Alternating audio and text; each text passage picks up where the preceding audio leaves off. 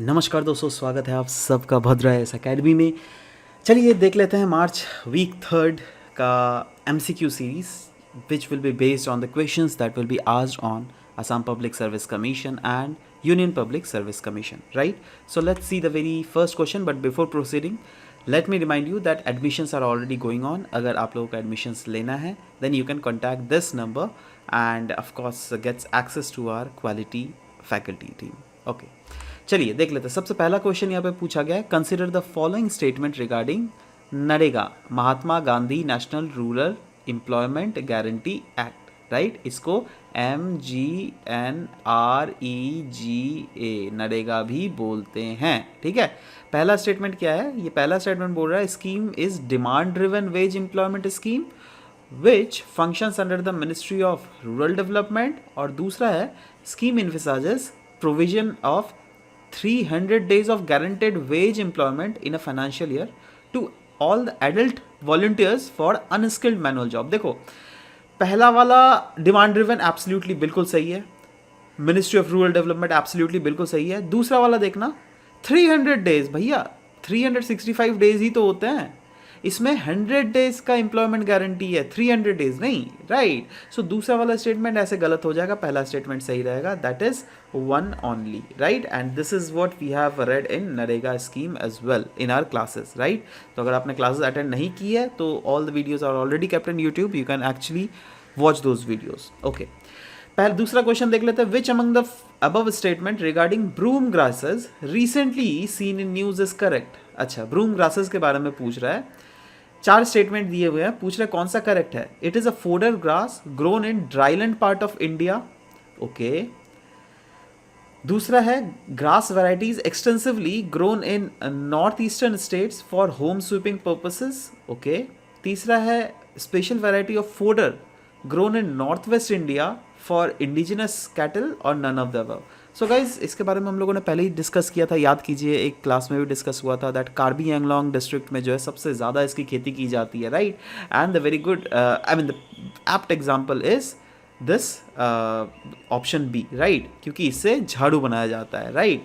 And these are the broom grasses we are talking about. Is it clear? चलो, the next is one rank one pension scheme often seen in news. It is related to which among the following? Okay, retired teachers of government schools, retired army veterans, politicians or scientists. So of course the correct option is option B, retired army veterans, right? So इसके बारे में अगर आपने पढ़ा होगा तो of course you know about it. Next is consider the following statement regarding Organization for Prohibition of Chemical Weapons, OPCW के बारे में तीन स्टेटमेंट्स दिए हुए हैं। पहला स्टेटमेंट दिया हुआ है, all state party to chemical weapon convention becomes member of OPCW automatically, okay. Egypt, Israel, North Korea, South Sudan who are members of United Nations are not member of OPCW, all right?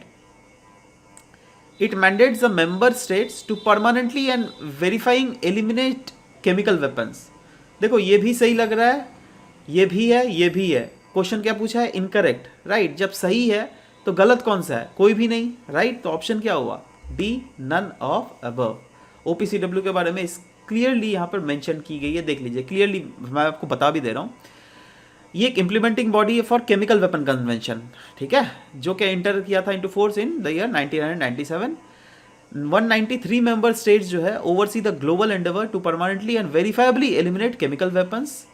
All state party to the Chemical Weapon Convention becomes a member of OPCW automatically. Egypt, Israel, North Korea, South Sudan, who are the member of United Nations, are not the member of OPCW. देखो, question में भी तो ये पूछा था ना, they are not the member of OPCW. So this is absolutely correct, right? So the correct option will be none of the above, D. Next is freedom of consign and free profession practices and propagation of religion. It is mentioned in which among the following articles of the Constitution? अब बताइए, recently बुरखा लेकर बहुत ज़्यादा news में था ना, जहाँ पर कर्नाटक हाई कोर्ट ने बोला था दैट हाँ, बुरखा ban is absolutely fine in schools and colleges, क्योंकि स्कूल एंड कॉलेजेस में ड्रेस कोड्स चलती हैं, है ना? तो आपको बताना पड़ेगा दैट ये जो है freedom of conscience of free profession of and practices and propagation of religion, ये कौन सा आर्टिकल में लिया हुआ? Of course article 25। So B will be the correct answer, ठीक है? And of course we went through this article as well in our classes. Next question देख लेते हैं, कंसिडर द फॉलोइंग कंट्रीज। पहला है डेनमार्क, दूसरा है Japan, Russian federation, United kingdoms, United states of America. आपको बताइए दैट इनमें से कौन से मेंबर्स है आर्कटिक काउंसिल के। देखो कौन कौन से है बताइए तो। यूएसए तो होगा, रशिया तो होगा ही, 3-5 तो होगा ही। तो देखो 3-5 कहाँ है, यहाँ पर नहीं है, नहीं है 3-5, यहाँ पर नहीं है, यहाँ पर नहीं है, यहाँ पर है, देखो 3-5 है ना। तो ऑटोमेटिकली बी ही आंसर बन जाएगा। और ऑफ कोर्स डेनमार्क भी है। देखो मैं क्यों बोल रहा हूँ इसका, मैंने कैसे इसको शॉर्ट आउट किया मैं आपको बता रहा हूँ। देखो आर्कटिक काउंसिल जो है ना, ये आर्कटिक सर्कल के भीतर जितने सारे कंट्रीज हैं जो आप देख रहे हैं, जिसमें कनाडा है, यूएसए है। देखो यूएसए का अलास्का रीजन है ना, तो ऑफकोर्स यूएसए तो हुआ ही। उसके बाद रशिया है, फिनलैंड, स्वीडन, नॉर्वे, आइसलैंड, उसके बाद यहाँ पर डेनमार्क। ठीक है, तो ये सब सारे कंट्रीज ऑलरेडी इसमें क्लियरली मेंशन्ड है। ठीक है, इसीलिए the correct option will be 1, 3 and 5, the option D. Next, United Nations General Assembly has adopted a resolution to proclaim International Day to combat Islamophobia. कब?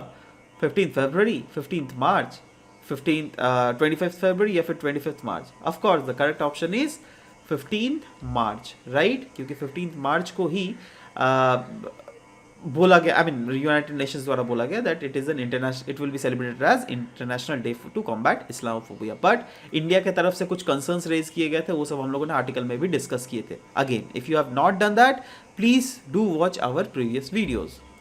Next is recently, which among the following northeastern states have proposed to form an state OBC commission? देखो clearly लिखा हुआ which among the following northeastern states, और 4 options तो दिए हुआ, अरुणाचल, सिक्किम, असम और Tripura. Of course the correct option is Assam. क्यों बताइए तो, क्योंकि टी ट्राइब्स के लोगों को जो है ना, उनको बेसिकली उनके सब कैटेगराइजेशन के लिए बेसिकली यह स्टेट ओबीसी कमीशंस बनाया जा रहा है स्पेसिफिकली। ठीक है, इसके बारे में हम लोगों ने डिस्कस भी, मुझे अच्छे से याद है। ओके देखो ऑप्शन इज सी। ठीक है, चलो next is the species name स्क्लीमोपोडी बाइडेनी, है ना, बाइडन जी के नाम से इनका नाम दिया हुआ था, इस स्पीशीज का नाम। ठीक है, रिसेंटली सीन इन न्यूज़। ये किसके रिलेटेड था दोस्तों? ये एक ऑक्टोपस है। ये मैं डायरेक्टली क्वेश्चन आंसर बता दे रहा हूँ। ये एक oldest known relative of octopus है, जो कि बहुत ज़्यादा न्यूज़ में था। तो correct option will be A, right. देखो इस टाइप का ये ऑक्टोपस। ठीक है, सो रिसेंटली इसका फॉसिल अनर्थ किया गया था फ्रॉम मोंटाना यूएस, और इसीलिए इसका नाम बेसिकली बाइडन के नाम पर रखा गया है, स्क्लीमोपोडी बाइडेनी। ठीक है, देखो it represent the oldest known relative of today's octopus, है ना। So again this is becoming very important. Next question is which with reference to the national disaster management authority consider the following statement. अच्छा, national disaster management authority के related 2 statement दिया हुआ है। पहला स्टेटमेंट है NDMA is apex statutory body for disaster management in India. कोई शक है क्या? बिल्कुल कोई शक नहीं है।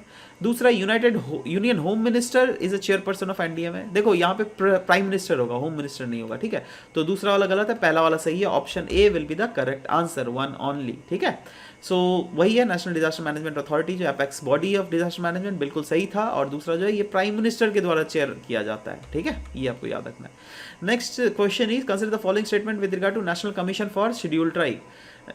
इसको सेटअप किया गया था 1951 में by first constitutional amendment act. Wrong. It oversees the implementation of various safeguards provided to STs under the Constitution. Absolutely सही है, इसमें कोई दो राय है ही नहीं। और क्वेश्चन भी पूछा है which of the following is all correct, so the correct option will be B2 only। ठीक है, इसके बारे में you can go through it, क्योंकि ये बेसिक जो इन्फॉर्मेशन है वो दी गई है। Next is world happiness report release by, बताइए तो कौन सा ऑर्गेनाइजेशन है? ये तो आपको ऐसे ही याद रहना चाहिए, बट अगर आपने न्यूज़ पढ़ा होगा तो correct option will be united nation sustainable development solution network, that is UNSDSN। World economic forum ये नहीं निकालती है, UNDP भी नहीं निकालती है, यूनेस्को भी नहीं निकालती है। So again correct option is option A. ठीक है, देखो वही चीज़ है, 2002 वाला जो है United Nations sustainable development solution network के द्वारा निकाला गया है, राइट। एक काम करो ना, आप अगर आपने ये पढ़ा होगा तो इसमें बताइए तो रैंक 1 किसको मिला है ना। और ये भी बताइएगा इंडिया का रैंक क्या है, और वेदर इंडिया ने इम्प्रूव किया है या इम्प्रूव नहीं किया है। ठीक है, तो ये क्वेश्चन आपको रहा, आप नीचे कमेंट सेक्शन में इसको लिखिए। Okay, next question is consider the following statement regarding ministry of development of north eastern region, that is donor. Donor के बारे में पूछा है। It is the only ministry with territorial jurisdiction. The Northeast Special Infrastructure Development Scheme is fully funded by the central government. The ministry sanctions project under non-lapsable central pool of resources only to the 8th 8 north eastern states, मतलब ये बोला जा रहा है ये ministry है ना, इस मिनिस्ट्री के बारे में बोला जाता है दैट ये सैंक्शन करता है to non lapsable central pool of resources to north eastern 8 north eastern states only. तो आपको पूछा है correct option which among them, तो देखिए इसका जो करेक्ट आंसर डी है, मतलब यहाँ के तीनों बिल्कुल सही है, ठीक है। सो सिर्फ और सिर्फ ये यहाँ पे क्योंकि ओनली में बिल्कुल आप कंफ्यूजन करोगे, इसीलिए let me clarify you that no this is not wrong as such, क्योंकि क्वेश्चन में भी करेक्ट पूछा है, so this is also absolutely correct, है ना। दैट इनका ही ये एकमात्र ऐसी मिनिस्ट्री है जो क्या पूरे नॉर्थ ईस्टर्न स्टेट जो है ना, 8 नॉर्थ ईस्टर्न स्टेट, उसका टेरिटोरियल ज्यूरिडिक्शन का भार जो है इनके ऊपर है, right. North eastern special infrastructure development scheme जो है ये फुल्ली फंडेड किया जा रहा है बाय सेंट्रल गवर्नमेंट, और जी हाँ दूसरा वाला तो खैर मैंने समझाया ही। तो this is the correct answer, just go through it once. This was all about the discussion of week 3 of MCQs that we have done in today's class. So we'll meet in next class. Till then, bye bye, take care, and thank you guys. Thank you for listening to the whole video.